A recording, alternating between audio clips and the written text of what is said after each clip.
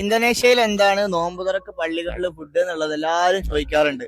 അപ്പോൾ ഇന്ന് നമ്മളെ ഫുഡ് റിവീൽ ചെയ്യാൻ പോകണം. നമ്മൾ ഇന്നുള്ളത് ഷെയ്ഖ് സായിദ് പള്ളിയിലാണ്. ഇന്തോനേഷ്യയിലെ ഏറ്റവും വലിയ പള്ളികളിൽ ഒന്നായിട്ടുള്ള ഷെയ്ഖ് സായിദ് പള്ളിയിലാണ് നമ്മളുള്ളത്. ഇവിടെ കാണാൻ കഴിയും സായിദ് ഫോർ ഗുഡ്, സായിദുൽ ഖൈർ എന്ന് പറഞ്ഞിട്ട് ഇവർ ഫൗണ്ടേഷന് കീഴിൽ ഇമാറാത്ത് എന്നാണ് ഇവിടെ 30 ദിവസവും നോമ്പ് സ്പോൺസർ ചെയ്തിട്ടുള്ളത്.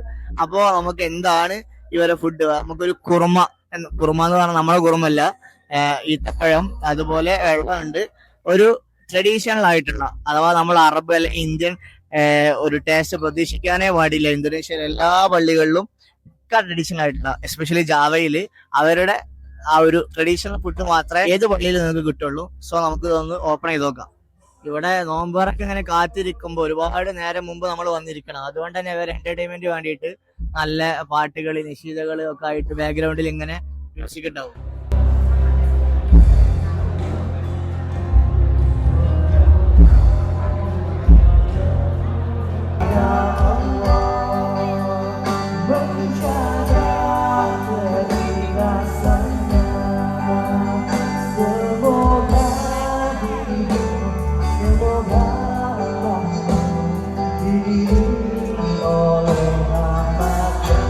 വാങ്ങുക സമയമായിട്ടുണ്ട്. ഈത്തപ്പഴമുണ്ട്, വെള്ളമുണ്ട്. നമുക്ക് ഇതൊന്ന് തുറന്നു നോക്കാം എന്താന്നുള്ളത്.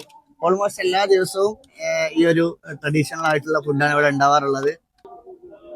സോ ഒരു റോബസ്റ്റ് പഴമുണ്ട്. ഇത് ഇവിടുത്തെ കപ്പുക്ക് എന്ന് പറയും. എല്ലാ ഫുഡിന്റെ കൂടെ അവർ കഴിക്കാറുണ്ട്. പിന്നെ ചോറാണിത്, വൈറ്റ് റൈസ് ആണ്. പിന്നെ എല്ലാവരും കൈ തീരെ ഹാൻഡ് യൂസ് ചെയ്യാറില്ല. സോ അതുകൊണ്ട് സ്പൂണുണ്ട്, ടിഷ്യൂ ഉണ്ട്, പിന്നെ ഇല ഉണ്ട്. നമ്മളെ തേമ്പ എന്ന് പറയുന്ന ഇവരെ ഒരു ട്രഡീഷണൽ ആയിട്ടുള്ള സാധനമാണ്. പിന്നെ അതെന്താണെന്ന് അറിയില്ല, ചിക്കനോ ബീഫ് എന്തോ ഒന്നുണ്ട്.